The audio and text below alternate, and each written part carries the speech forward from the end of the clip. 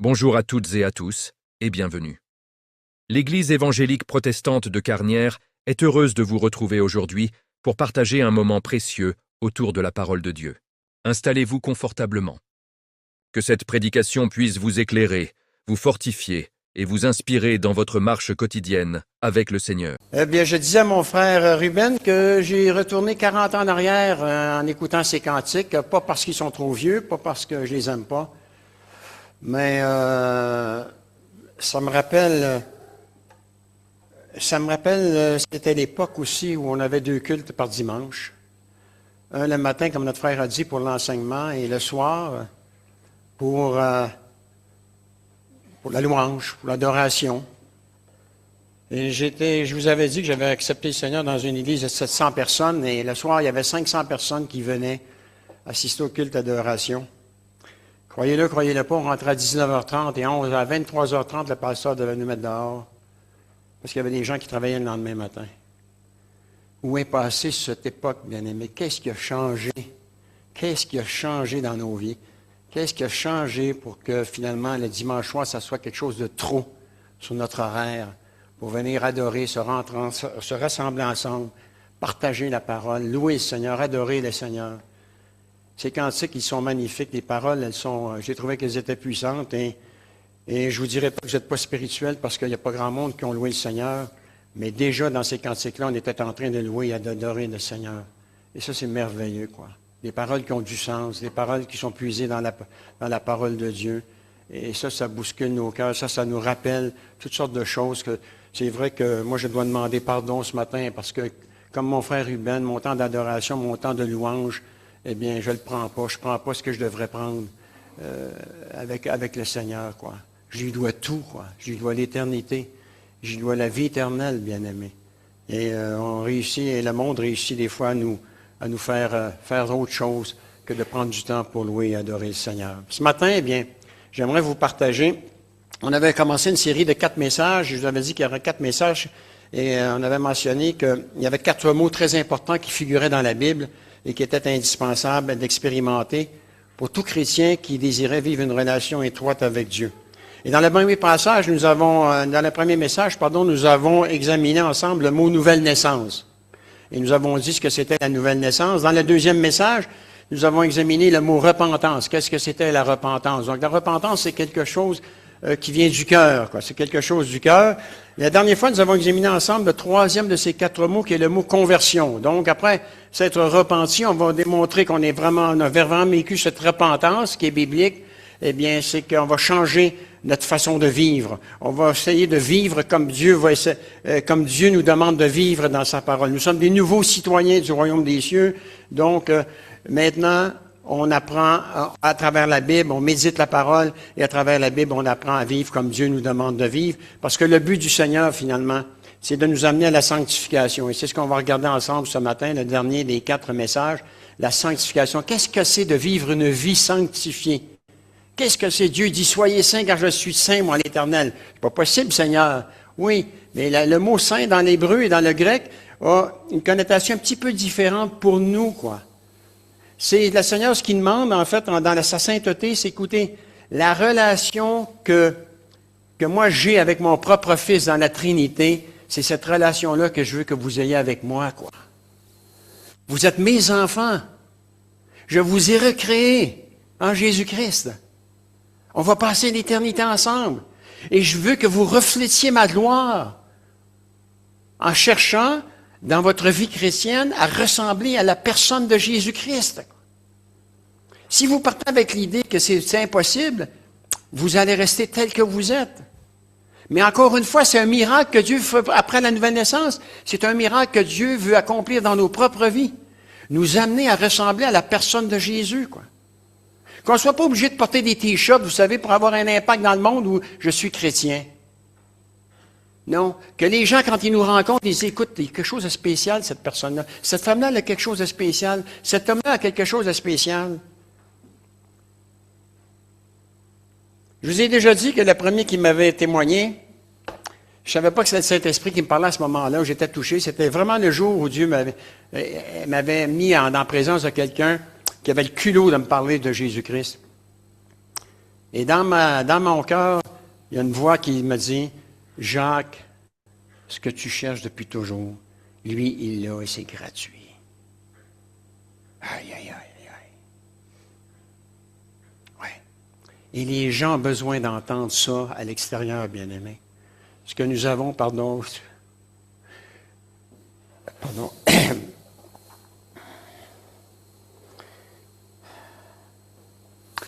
quand je me rappelle cette rencontre avec cet homme, c'était une rencontre qui a complètement changé ma vie.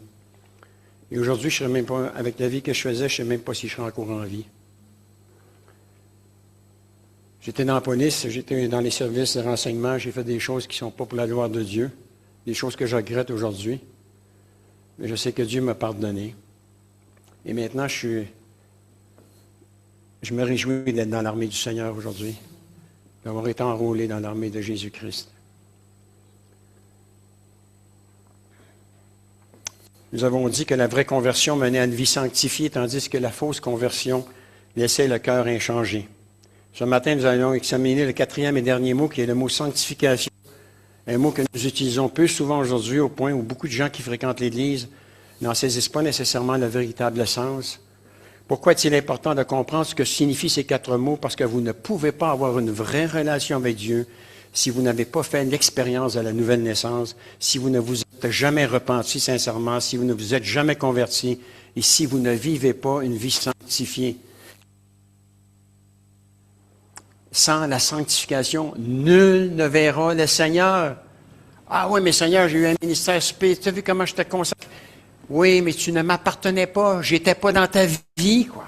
Je n'étais pas dans ta vie, sans la sanctification.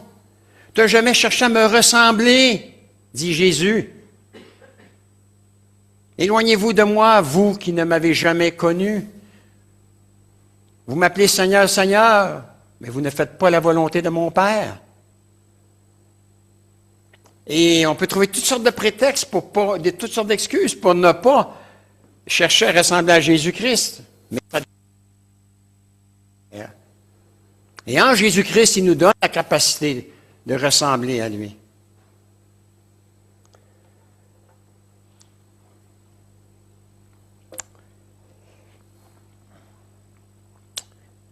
Peu importe que vous soyez croyant depuis peu ou depuis de nombreuses années, Paul mentionne que Dieu a prévu un plan parfait pour votre vie, pour ma vie, et que ce que ce Dieu veut, c'est que nous soyons sanctifiés. 1 Thessaloniciens, chapitre 4, verset 3, pour ceux qui ont leur Bible. Dans Hébreux 12, 14, il est écrit de rechercher la paix avec tous et la sanctification sans laquelle personne ne verra le Seigneur. Quelqu'un pourrait se dire en lui-même, j'essaie d'être une bonne personne, je vais à l'Église régulièrement, mais si vous n'aspirez pas à vivre une vie sanctifiée, vous n'accomplissez pas la volonté de Dieu parce que, on vient de lire le verset, c'est ce que Dieu veut. Que signifie le mot sanctification dans la parole? Le mot sanctification signifie littéralement mettre à part ou être mis à part. Ce que nous ne réalisons pas, c'est que nous sommes appelés à vivre une vie sanctifiée à chaque jour de notre vie. Quand Dieu vous a sauvé à l'instant précis où vous avez été sauvé, Dieu vous a mis à part pour un usage particulier en disant vous serez différent des autres. Vous vivrez dans le monde, mais vous ne vivrez pas comme le monde, bien-aimés. Et c'est un des problèmes de l'Église aujourd'hui, bien-aimés. Au lieu de plaire aux hommes, l'Église, pendant des années, a cherché à plaire aux membres, bien-aimés. Au lieu de plaire à Dieu, elle a cherché à plaire aux membres, bien-aimés. Et on ne tient pas les membres dans l'Église en essayant d'imiter ce que le monde fait, qui ont du succès, quoi. C'est pas ça l'Église, bien-aimés. On est un peuple à part. Je vais dans des églises où j'ai déjà été dans des églises où je suis gêné, bien-aimés. L'Église ne doit pas être, quand on ouvre les portes, ne doit pas ressembler à un salon mortuaire, mais elle ne doit pas avoir l'ambiance d'une discothèque non plus, hein. C'est pas ça l'Église, hein.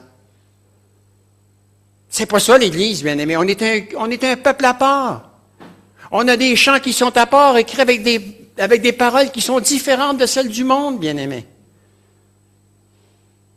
C'est vraiment important qu'on revienne à la base. Je parle pas d'ici, hein, je parle en général, je parle de l'Église en Occident.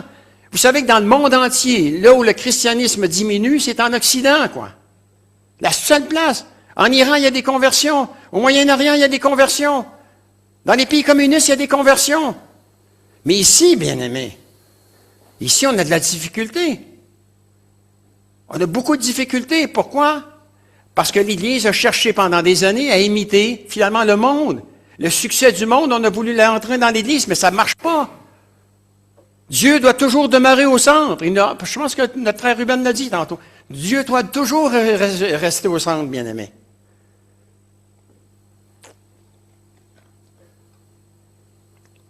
Je veux que vous soyez différents, dit le Seigneur. Je veux que vous agissiez différemment.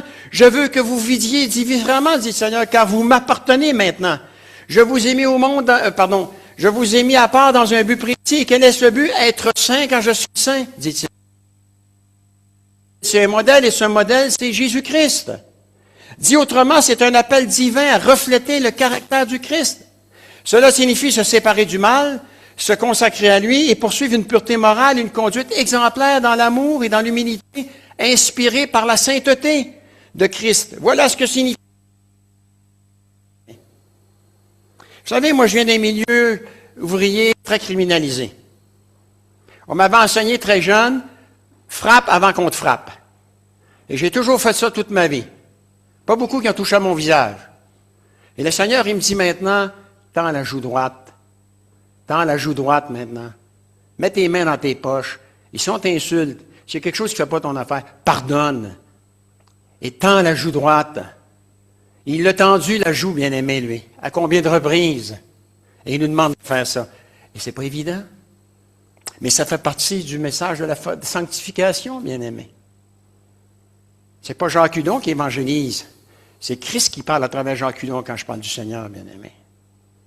C'est pour ça que c'est pas un fardeau pour moi de parler du Seigneur. Quand il me présente quelqu'un, c'est pas moi qui parle, c'est Christ qui parle à travers moi, bien-aimé. Je suis pas là pour raconter ma vie, je suis là pour raconter ce que Jésus a fait dans ma vie. C'est ça l'évangélisation. Les gens sont aussi pécheurs que moi, ils n'ont pas besoin d'entendre encore un pécheur dire ce qu'il faisait pour se glorifier dans son ancienne vie. On est là pour parler de la nouvelle vie, ce que Christ a fait dans ma vie, quoi. Voilà. Voilà, c'est ça l'évangélisation. Tu vis quelque chose avec le Seigneur Jésus, partage-le avec les autres. Si tu ne vis rien, tais-toi. Tu vas faire plus de tort que de bien au royaume de Dieu. Tais-toi. Oui. Dites amen à ça. C'est pas fort, hein? Vous dites amen à ça. Ah, ben attendez, on va faire un petit concours un matin. Dites amen ici, là. Amen. Et ce côté ici. Amen. OK, on va continuer.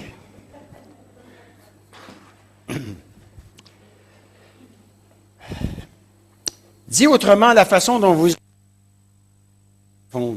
Voilà pourquoi le message d'aujourd'hui est non seulement important pour l'Église, mais il est encore plus important pour quiconque dit appartenir à Jésus-Christ. Car ce ne sont pas tous ceux qui me disent « Seigneur, Seigneur » qui entreront dans le royaume des cieux, mais seulement ceux qui font la volonté de mon Père qui est dans les cieux. Faire la volonté de mon Père, c'est obéir à sa parole. Au jour du jugement, beaucoup me diront « Seigneur, Seigneur, c'est en ton nom que nous avons été prophètes. C'est en ton nom que nous avons chassé des esprits. C'est en ton nom que nous avons accompli de nombreux miracles. Ne les sais-tu pas, Seigneur? Alors je leur déclarerai, je ne vous ai jamais connus. Allez-vous en loin de moi, vous qui commettez le mal. » Bien-aimés, vous connaissez le Seigneur aujourd'hui? Est-ce que le Seigneur vous connaît? Est-ce que lui vous connaît? Ça, c'est la question qu'on doit se poser. Moi, je connais le Seigneur. Non. Est-ce que moi, je connais le Seigneur, quoi? C'est important. Il occupe quelle place, quelle priorité dans ma vie il occupe, bien-aimé? C'est important. On a toujours des excuses pour manquer de temps avec le Seigneur. Mais il faut prendre le temps, bien-aimé. C'est important. Moi, je vous le dis, je demande pardon au Seigneur.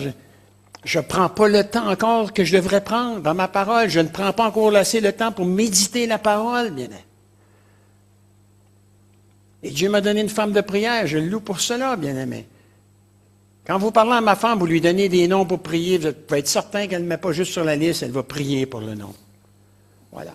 Moi, des fois, j'ai déjà demandé à quelqu'un de prier, et j'ai donné le sujet, puis un mois après, elle m'appelle, « Comment ça va ta femme? » Je dis, « Ça va bien. » C'était pourquoi déjà que je devais prier? Ouais, ça te donne une idée, hein? Ben oui, hein? Quand on accepte de prier pour quelqu'un, on le note, puis on prie pour cette personne-là, quoi. Qu'elle ait notre soutien. Notre soutien ne reste pas juste sur la terre, il monte en haut. C'est quelque chose qu'on projette au Seigneur. Permettez-moi de vous expliquer maintenant pourquoi ce message est si important. Il y a plusieurs années, un leader chrétien bien connu a fait une observation très inquiétante sur le christianisme en Amérique, en disant que le plus grand problème de l'Église aujourd'hui était de chercher à plaire aux membres plutôt que de plaire à Dieu. De telle sorte que nous avons cessé dans beaucoup d'églises d'enseigner les doctrines les plus fondamentales de la parole de Dieu. Bien-aimé, Dieu veut que nous rassemblions son Fils Jésus, ne veut pas de nous une pâle imitation, une contrefaçon, et encore moins une copie frauduleuse de Jésus. Dieu dit, je veux que vous rassembliez à mon Fils Jésus, et cela s'appelle la sanctification. Dieu veut que nous vivions des vies sanctifiées. Dieu ne nous demande pas l'impossible, bien-aimé. Dieu veut que chacun excelle dans son don, et il agit pour que cela se réalise. Il y en a peut-être ici dans cette salle qui sont en train de se dire en ce moment, Pasteur, je vous aime, je vous remercie, mais cela ne pourra jamais m'arriver. Alors, si c'est votre cas ce matin, permettez-moi de vous montrer comment cela est tout à fait possible pour vous d'y arriver. Premièrement, Paul nous dit à propos de cette œuvre de sanctification que c'est Dieu qui commence son œuvre de sanctification en nous. Philippiens, chapitre 1, verset 6. D'où l'importance de lire la Bible. Rappelez-vous ce que Jésus a dit aux Juifs de son temps dans Jean, chapitre 1, versets 31 et 32. Jésus dit alors aux Juifs qui avaient cru en lui, « Si vous restez fidèles à mes paroles, vous êtes vraiment mes disciples. Ainsi, vous connaîtrez la vérité, et la vérité vous rendra libre. » J'ai déjà dit dans un message, je ne sais pas si c'est sur la repentance ou la conversion, le problème des gens qui font partie de l'Église aujourd'hui.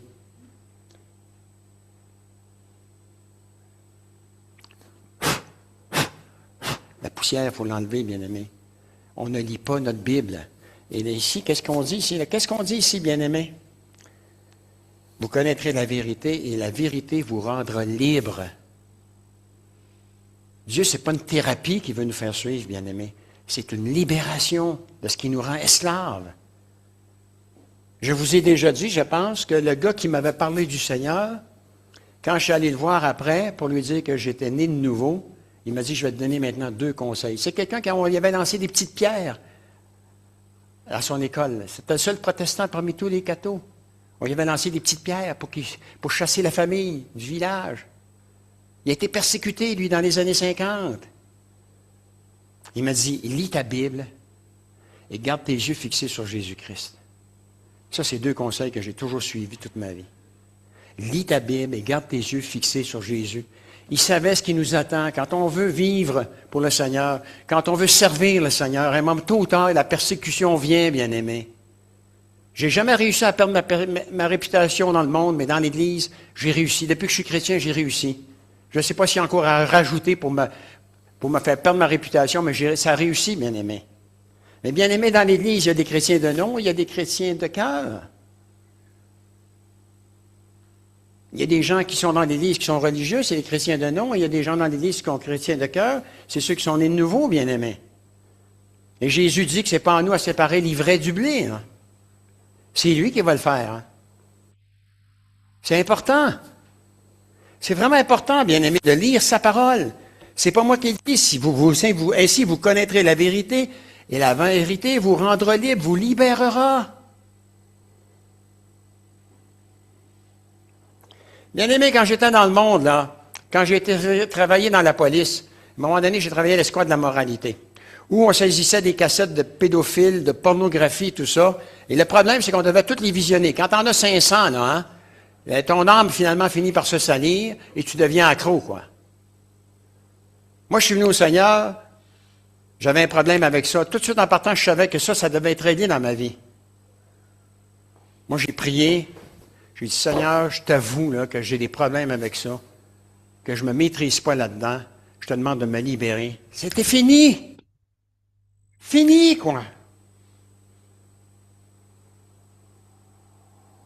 Pour n'importe quel péché dont on est détestable, vous pouvez suivre la thérapie que vous voudrez, vous ne serez jamais libéré. Vous allez pouvoir vous contrôler, ça c'est différent.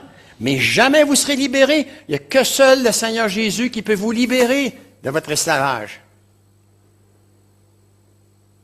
Voyez-vous, je vous ai raconté un péché qui n'est pas facile à raconter dans l'Église. Hein? On peut se dire qu'un autre qui prêche en avant, c'est un ancien maniaque sexuel. Quoi, hein? Ben non. Hein? Non. Passer des journées à regarder des cassettes. Hein? à l'époque, pour savoir quelle charge on vous devait mettre à la personne qu'on avait arrêtée. Ouais. Et si c'est ton problème aujourd'hui, là, dans cette salle, la pornographie, demande au Seigneur de te libérer. Si tu es né de nouveau, demande au Seigneur de te libérer, il va te libérer. Tu es esclave d'un autre péché aujourd'hui, demande au Seigneur, confesse ton péché au Seigneur, demande qu'il te libère, il va te libérer. Oui. C'est ce que Jésus dit dans le chapitre 8. Ainsi, lisez la parole, ainsi vous connaîtrez la vérité vous rendra libre. Et en Jésus-Christ, j'ai cette liberté de dire non au péché. Avant, je ne l'avais pas. Je trouvais mon plaisir dans le péché. Mais maintenant, j'ai cette liberté de dire non au péché. Bien-aimés, repensez au moment où vous êtes devenu chrétien. Vous souvenez peut-être pas de l'heure ni de la date exacte, mais revenez à cette période où vous savez que vous êtes passé de la mort à la vie. Paul écrit qu'il est persuadé que celui qui a commencé en vous cette bonne œuvre la poursuivra jusqu'à son terme, jusqu'au jour de Jésus-Christ. Philippiens 1:6. Lorsque Paul a écrit cette lettre, non seulement il était en prison sans savoir s'il s'en sortirait un jour, mais il ignorait même s'il serait encore en vie le lendemain.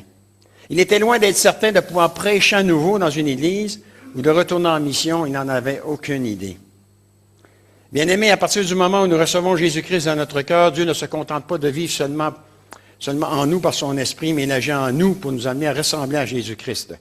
Le problème, c'est qu'un grand nombre de chrétiens sont tellement concentrés sur ce qu'ils veulent que Dieu fasse pour eux, qu'ils oublient de se concentrer davantage sur ce que Dieu veut faire en eux. Ce que beaucoup de chrétiens ne réalisent pas, c'est que le salut n'est que le début de l'œuvre que Dieu veut faire en eux. Après avoir pris une décision de vivre pour Jésus, Dieu commence une véritable œuvre de sanctification en nous.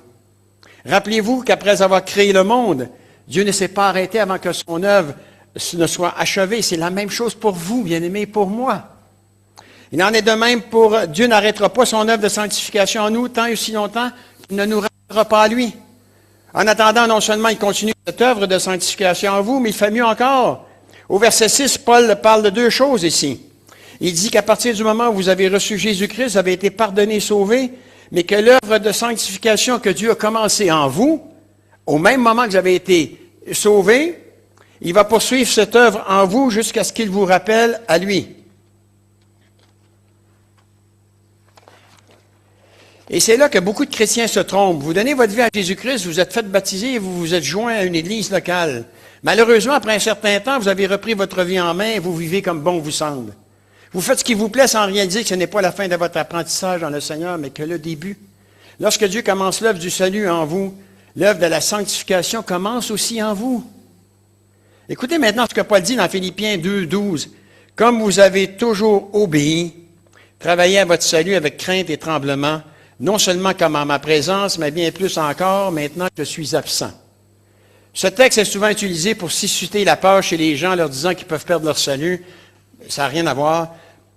Que signifie travailler à son salut avec crainte et tremblement? Eh bien, il faut aller voir le mot grec. Le mot grec traduit par crainte et tremblement, dans ce contexte, signifie avec beaucoup d'humilité et de respect. Paul avait déjà utilisé la même expression dans 2 Corinthiens 7,15 lorsqu'il a écrit qu'il était encouragé par l'accueil que les chrétiens de Corinthe avaient réservé à Tite. Il l'avait reçu avec crainte et respect. Bon, c'est ce qui se passait dans l'église de Corinthe. Alors Paul a envoyé Tite aller faire un tour à Corinthe et il était content parce qu'il pensait que ça brasserait et il dit avec crainte et tremblement. Ils t'ont reçu avec crainte et tremblement et je me réjouis de ça.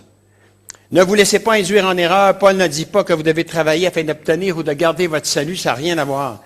Le mot grec « travailler » utilisé par Paul fait référence à celui qui travaille dans une mine. Quel est le but pour lequel un mineur entre dans une mine? C'est pour en extraire toutes les pierres précieuses qui s'y trouvent et mettre de côté ce qui n'a pas de valeur. Et voici ce que Paul est en train de dire ici. Lorsque Jésus est entré dans ma vie ou dans votre vie et que vous lui donnez la vôtre, Dieu commence son œuvre de sanctification en vous. C'est-à-dire que son esprit s'attend à ce que vous commenciez à tirer le meilleur de votre vie chrétienne en éliminant tout ce qui peut vous empêcher de ressembler au Seigneur Jésus-Christ. Bien-aimés, comment on fait pour savoir si les choses qui nous empêchent de ressembler à Jésus-Christ? C'est en lisant la parole, bien-aimés. Moi, je peux dire, bien ça, c'est un petit péché, c'est un gros péché, mais Dieu dit, je ne tolère pas le péché. Voilà. Bien-aimés, si le salut est gratuit, La vie chrétienne, elle ne l'est pas. Il y a un prêt à payer, bien-aimé. Il y a un prêt à payer. Et c'est renoncer à nous-mêmes. Si quelqu'un renonce, si quelqu'un veut me suivre, eh bien, qu'il renonce à lui-même, qu'il porte sa croix et qu'il me suive, dit Jésus. Ouais. Il y a un prêt à payer, bien-aimé. C'est pour ça qu'on ne peut pas évangéliser n'importe comment, quoi. C'est pour ça qu'on ne peut pas annoncer l'Évangile n'importe comment, bien-aimé. Annoncer l'Évangile avec un petit peu de décoration et laisser croire aux gens qui sont nés de nouveau, alors qu'ils vont devenir du bois mort dans l'Église. Non, on va avoir des comptes à rendre. Pour ceux qui annoncent l'Évangile, on va avoir des comptes à rendre de ce qu'on a fait avec le trésor que Dieu nous a donné à proclamer, bien-aimé. Et moi, et vous ne devriez pas être complexés. Vous devriez vous réjouir que Dieu vous trouve digne en Jésus-Christ de pouvoir annoncer l'Évangile qui délivre quiconque du péché, qui délivre quiconque du monde dans lequel on vit, bien-aimé, avec son style de vie. Paul dans Galates, il dit, ce n'est plus moi qui vis. C'est ça, et c'est à ça que Dieu veut nous amener dans la sanctification. Ce n'est plus moi qui vis, c'est Christ qui vit sa vie en moi et la vie humaine que je mène maintenant, eh bien, c'est par amour pour Christ qui m'a tellement aimé. C'est ce que Paul dit dans Galates 2:20 et suivant. Ouais. Écoutez, Paul, c'est quand même pas Dieu, hein? Ce n'est plus moi qui vis. Bien-aimé, je vais être honnête avec vous, c'est ce que, si vous êtes né de nouveau, c'est ce que Dieu veut dans votre vie, que vous en arriviez à dire, ce n'est plus moi qui vis, c'est Christ qui vit sa vie en moi. Paul, c'est pas un gars à part des autres, hein? C'est un être humain, quoi. Il n'avait pas un plus gros cerveau que le vôtre et le mien, hein? Peut-être une façon d'apprendre mieux que nous, il était quand même théologien. Mais bien aimé, moi, ça me touche. À chaque fois que je lis Galates puis que je lis cette phrase, ce n'est plus moi qui vis, c'est Christ qui vit en moi, j'entends le Saint-Esprit qui dit, écoute, qu'est-ce que tu attends? Qu'est-ce que tu attends pour laisser tomber en cause qui traîne là, dans ta vie? Qui t'empêche de ressembler à la personne de Jésus comme moi, je veux que tu ressembles à Jésus-Christ. Moi, je veux pas que tu te contentes de connaître ça de Jésus, je veux pas que tu te contentes de vivre, de manifester ce que Jésus a manifesté. Et là, non, moi, je veux t'amener à ressembler à la personne de Jésus-Christ. Et bien aimé, il n'y a pas de limite. Vous savez, on ne doit pas juste prier pour évangéliser les gens maintenant, on doit prier pour un réveil, bien aimé, un réveil religieux. Vous savez, c'est pas tout le monde qui l'aime, en tout cas pas les calvinistes, mais vous savez que Charles Finet, quand il prêchait dans la période de réveil, les gens voyaient l'enfer dans la salle. Les gens se jetaient par terre pour se convertir. Il a évangélisé dans la ville de New York dans les années 1800. Tous les cafés ont été fermés, les cinémas, les théâtres, pas les cinémas, les théâtres ont été fermés pendant 3 ans, bien aimés. On n'annonçait même pas sa venue. Le Saint-Esprit touchait les gens pour qu'on vienne assister à sa prédication. Dieu a fait des miracles à travers Finet. Pourquoi? Parce que Finet a accepté de payer le prix. Il a accepté de ressembler à la personne de Jésus-Christ. Il a été calomnié, il a été sali. Mais ce qui comptait, ce n'était pas ce que les gens pensaient de lui, c'était ce que Dieu pensait de lui. Et en tant que chrétien, c'est ça qu'on doit vivre dans nos vies, bien aimés. Pas ce que les gens pensent de moi, c'est ce que... Moi, tout mon voisinage, il sait que je suis chrétien. Tout mon voisinage. Et mon voisin le plus proche, là, qui m'a donné 2 places de stationnement, un gars du monde, hein, il ne les a pas payées, il ne m'a pas loué ça par mois, il me les a données. Hein. Il est millionnaire, alors. Renoncer à son argent ou renoncer à son train de vie, il ne veut pas accepter le Seigneur. Mais je ne suis pas là pour le forcer, moi. Il sait que c'est l'Évangile, et je lui ai annoncé l'Évangile. Ma voisine, c'est la même chose.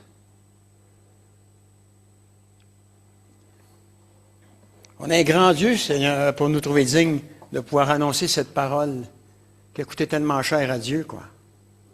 Tellement cher à Dieu. Dites à ça.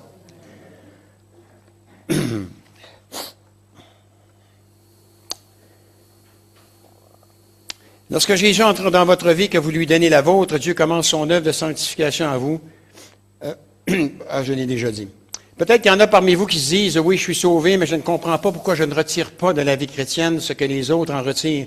Pourquoi je n'ai pas la même joie que certains chrétiens dégagent. Pourquoi ma vie chrétienne n'est-elle pas aussi dynamique que celle des autres chrétiens. Pourquoi n'ai-je pas cette soif de la parole de Dieu qu'ils manifestent dans leur foi alors que j'ai l'impression de faire du surplace? Permettez-moi d'être honnête avec vous, bien-aimés. Vous ne pouvez retirer de votre vie chrétienne que ce que vous y investissez en temps. Si vous ne lisez pas votre Bible à chaque jour, vous n'en retirerez pas grand-chose et vous ne profiterez jamais pleinement de ce que Dieu a prévu pour votre vie chrétienne. Pardon. Si vous ne prenez jamais un moment pour louer, le remercier, lui parler, lui présenter vos requêtes, vous ne retirerez pas grand-chose de votre vie chrétienne.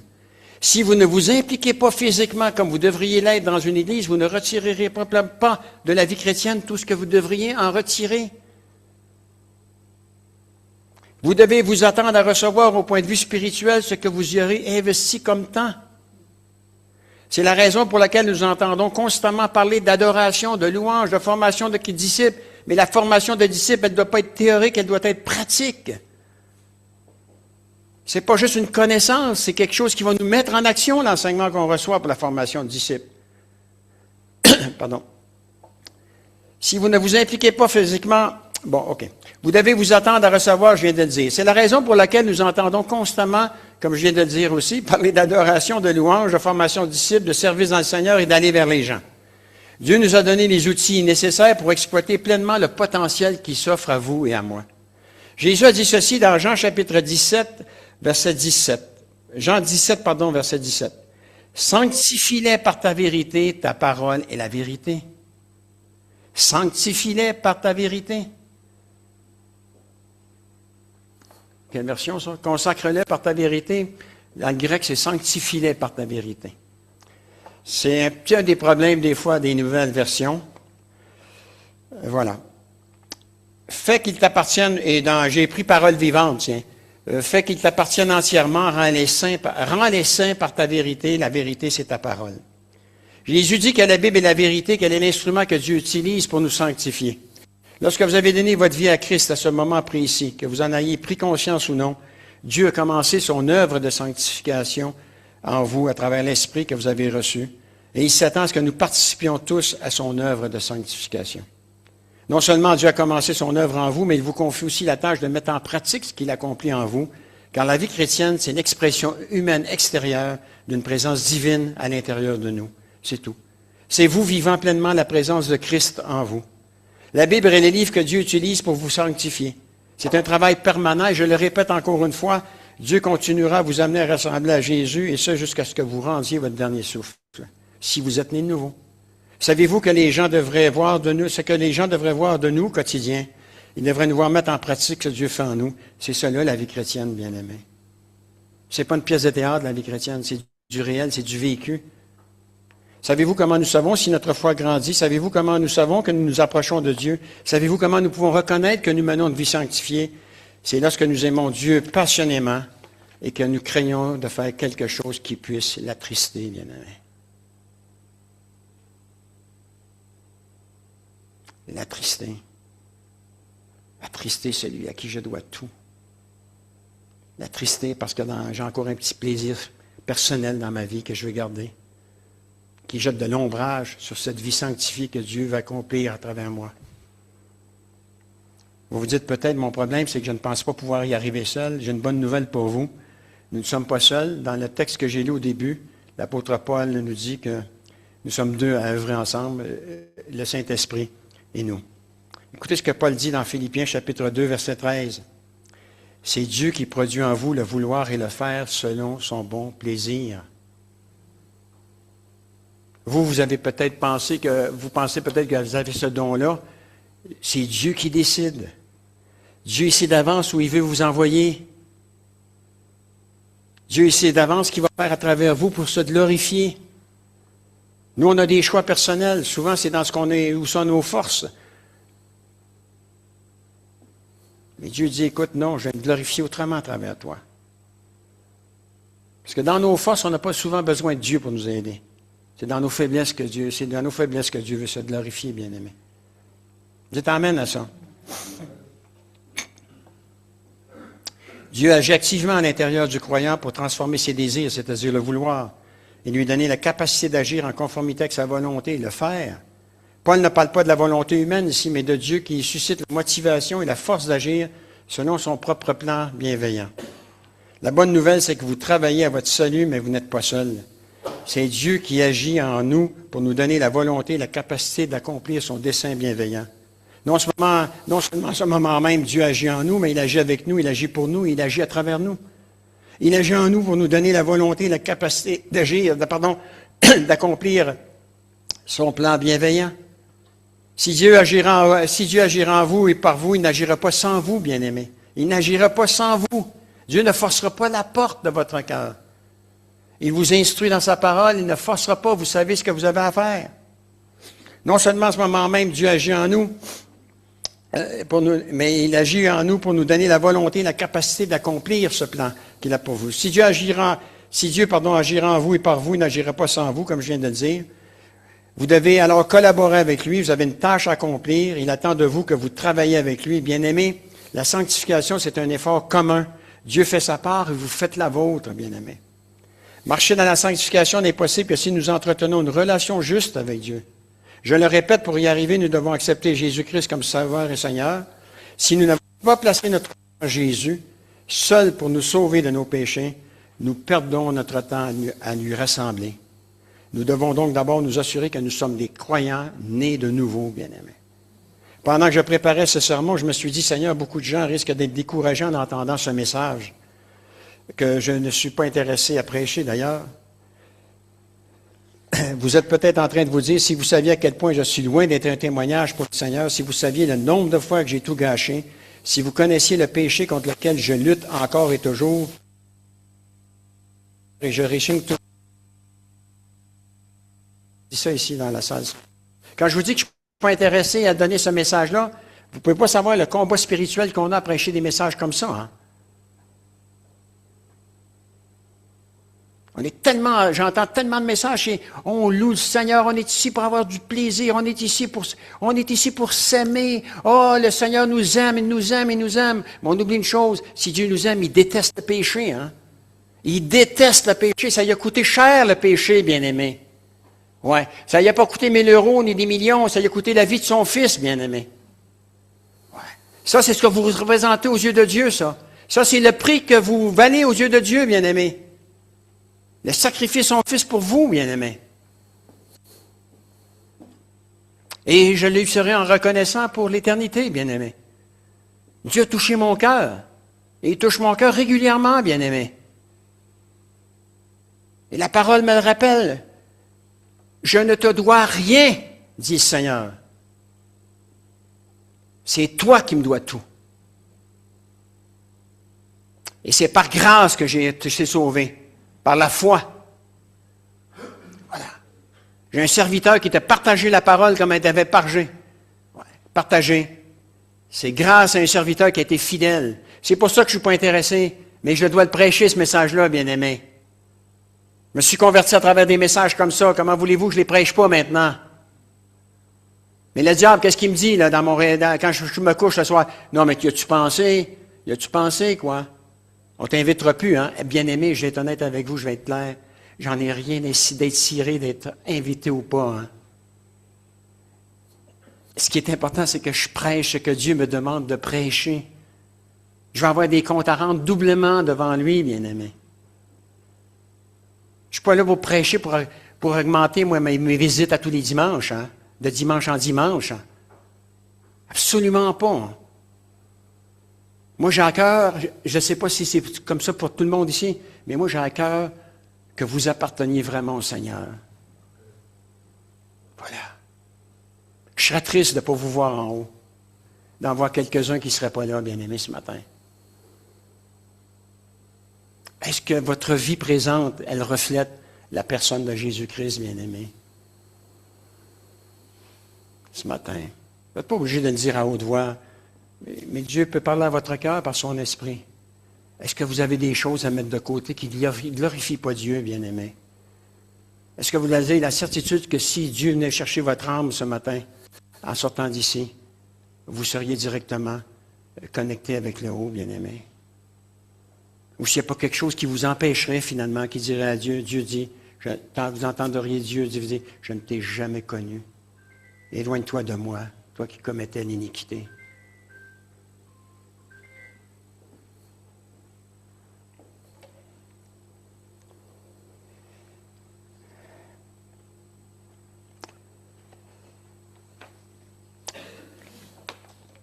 Rapidement.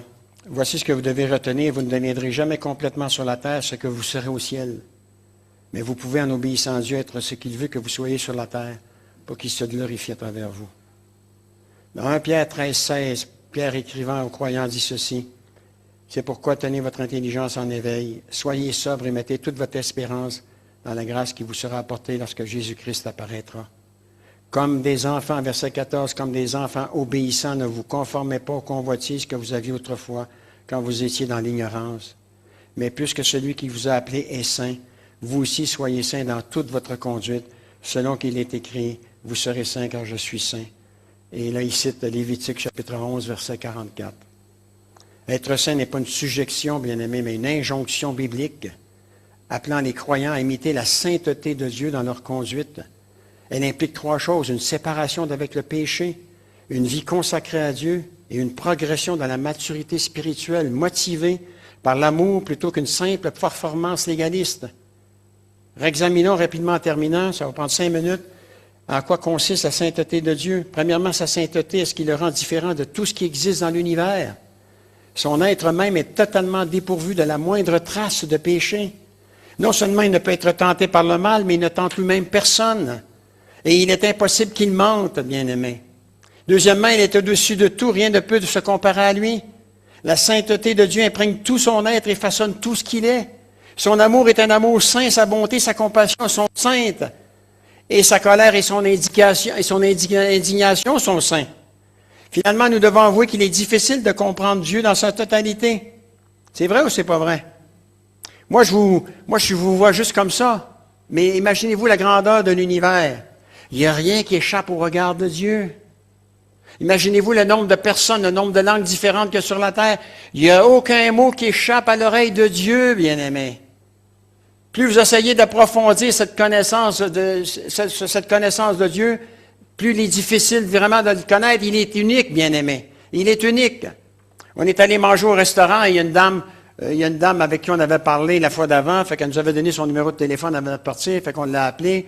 Elle est venue, elle était contente de nous voir. Hein. Et j'ai demandé, j'avais posé la question, est-ce que vous êtes croyante? Ah, elle m'a dit, oui, je crois dans l'univers. C'est le nouveau Dieu, ça, hein, aujourd'hui. C'est l'univers. Hein. Vous allez voir ça à la télévision aussi, c'est fort populaire, ça. Alors, la question tout de suite qui m'est venue à l'idée, qui a créé l'univers, quoi? Ben oui. Ah, elle m'a dit, c'est l'infini, l'univers. Hein. Bon, j'ai pas continué, j'ai pas pesé sur le... Elle va revenir, on va la réinviter, quoi. Mais bien aimé, l'univers, les scientifiques, là, ils sont bouche bée, hein. Il y a quelqu'un, là, parmi l'équipe de scientifiques, il y a une équipe qui vient de dire que l'univers est infini, quoi. C'est extraordinaire, ça. C'est incroyable, quoi. Et parmi le monde scientifique, plus ça s'agrandit et plus il y en a qui se convertissent, quoi. Ça ne peut pas être le fruit du hasard. Vous n'êtes pas non plus le fruit du hasard. Si vous êtes né au 20e siècle, 21e siècle, c'est parce que vous avez Dieu a un rôle à jouer à travers vous, bien-aimés.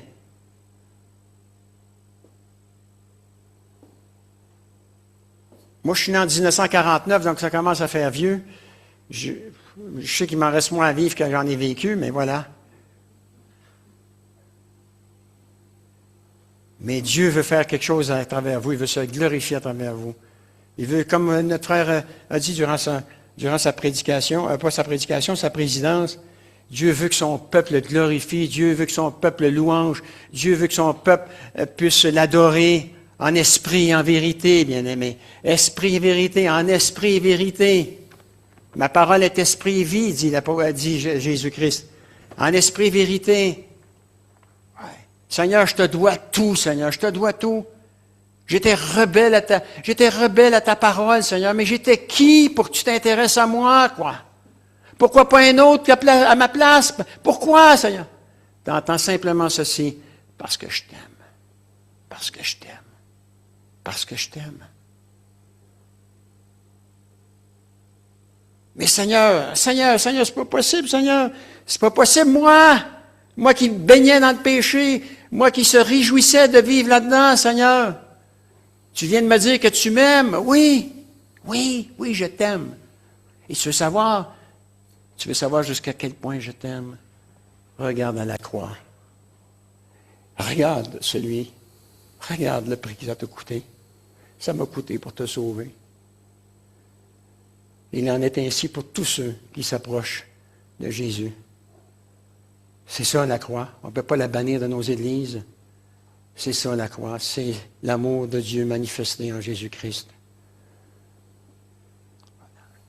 Vous pensez qu'avec toutes les insultes que Jésus a reçues, il aurait pu dire, « Hey Seigneur, mon Père, fais-moi un nettoyage ici, moi je débarque, je ne monte pas sur la croix, quoi. » Le diable a attaqué jusqu'à la croix, quoi.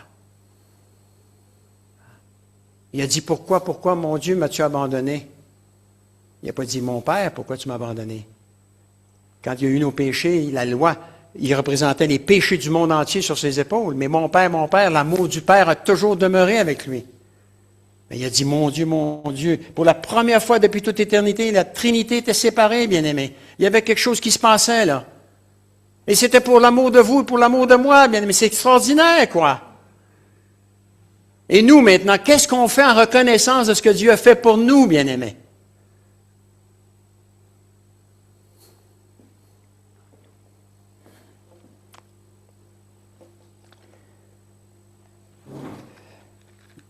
Qu'est-ce que c'est maintenant? Qu'est-ce que cela signifie être saint lorsque Dieu a choisi Israël comme peuple? Il lui a donné des règles bien spécifiques à respecter afin qu'il soit différent des autres peuples. Et il en est ainsi de l'Église, bien-aimés. Il en est ainsi de l'Église. Dieu voulait qu'il respecte ces règles afin que le monde sache qu'Israël était son peuple. Lorsque Pierre répète les paroles du Seigneur dans 1 Pierre 1,16, il s'adresse spécifiquement aux croyants. Il nous rappelle que nous n'appartenons plus à ce monde. Nous sommes appelés à nous mettre à part pour le Seigneur et vivre selon les normes de Dieu et non plus selon celles du monde.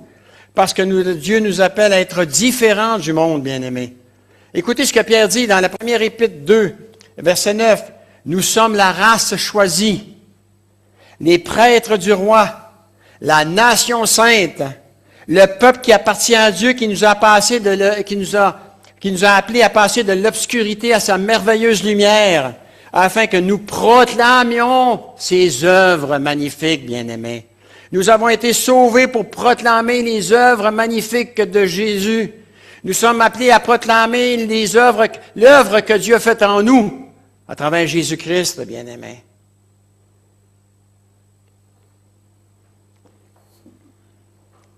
Nous devons donc bien-aimés, rappelons-nous que vivre dans la sanctification n'est possible que si nous entretenons une relation juste avec Dieu, en considérant Jésus-Christ comme notre Sauveur et Seigneur. Si nous n'avons pas placé notre foi dans le Fils de Dieu seul pour nous sauver de nos péchés, notre recherche de la sainteté est vaine. Nous devons, premièrement, nous assurer que nous sommes des croyants nés de nouveau. Deuxièmement, nous devons reconnaître que notre position en Christ nous met automatiquement à l'écart du monde. Ça ne veut pas dire à se retirer complètement du monde, que notre foyer doit devenir finalement quelque chose que, j'oublie le mot là, un monastère. Mais on ne fait plus partie du monde, bien-aimés. Rappelez-vous, nous sommes la race choisie, les prêtres du roi, la nation sainte, le peuple qui appartient à Dieu. Et le temps que nous sommes sur la terre, Paul dit, nous sommes ses ambassadeurs. J'ai déjà parlé de l'ambassadeur des États-Unis, ici en terminant? Non? Quelqu'un qui est nommé comme ambassadeur aux États-Unis, c'est un homme qui doit être sans reproche. Vous parlez avec un ambassadeur américain, là, pour lui, quand il vous parle des États-Unis, c'est le paradis sur la terre. Hein? Ouais. Et tout ce qu'il veut faire, là, ce qu'il cherche à faire, viens vivre aux États-Unis, tu vas voir comment tu vas être bien. Bien-aimés, on est des ambassadeurs de Jésus-Christ. Je suis chrétien. Écoute, j'ai un message à te proposer. Veux-tu l'écouter, mon message? Veux-tu faire partie du royaume de Dieu? Et là, si vous avez l'occasion, vous annoncer l'Évangile. Ça prend du discernement hein, pour savoir si on doit aller trop plus loin ou moins loin, si on voit la personne une seule fois ou si on va la voir plusieurs fois. On ne lance pas tout de la même façon quand on peut la voir plusieurs fois. Mais c'est par la pratique, bien-aimé, qu'à un moment donné, on comprend ce qu'on doit dire, ce qu'on ne doit pas dire, et ainsi de suite. Dieu nous donne le discernement nécessaire.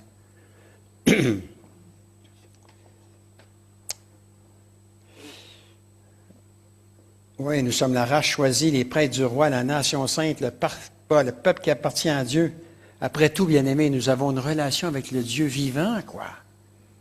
Wow! Troisièmement, nous devons vivre quotidiennement une vie à part sans essayer de nous isoler du monde, mais en vivant selon la parole de Dieu, en étudiant la Bible et en grandissant en elle. Cela signifie vivre une vie consacrée à Dieu en se détournant des conduites immorales de ce monde pour refléter son caractère saint dans toutes nos actions et dans toutes nos paroles. Nous entendrons alors Jésus nous dire, « C'est bien, bon et fidèle serviteur, tu as été fidèle dans des choses qui ont peu de valeur. Je te confierai donc celles qui ont beaucoup de valeur. Viens te réjouir avec moi, dit Jésus. » Quelle belle parole, n'est-ce pas? Quelle belle parole. Merci d'avoir partagé ce moment avec nous. Que ce message vous accompagne et vous fortifie dans votre marche avec Dieu. N'hésitez pas à vous abonner pour recevoir les prochaines prédications et à partager autour de vous. Que Dieu vous bénisse richement. À très bientôt.